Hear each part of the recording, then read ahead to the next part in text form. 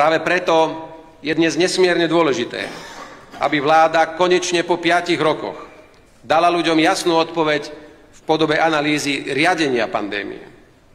Odpoveď na to, ktoré prijaté opatrenia mali zmysel a skutočne zachraňovali ľudské životy, ktoré nariadenia boli zbytočné a skôr znepríjemňovali bežný život alebo bojovali s pandémiou.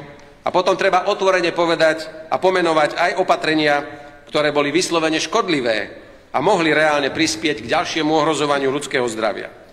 Pomenovať ich preto, aby sme sa v budúcnosti takýchto krokov vedeli vyvarovať.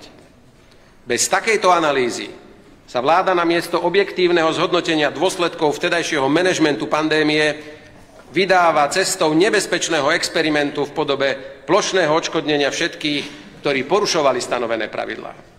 Aj tých, ktorí si napríklad odmietli dať rúško pri návšteve nemocnice či domova dôchodcov a mohli tak reálne šíriť vírus so smrteľnými následkami pre svoje okolie.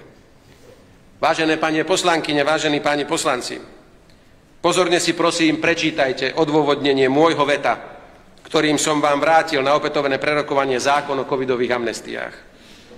Prijímali ste ho v čase, kedy sa zhodou okolností objavila nová vírusová hrozba v podobe slintačky a krývačky. Tá síce nepostihovala zdravie ľudí, ale mohla mať devastačné dôsledky na našu živočíšnu výrobu a poľnohospodárstvo.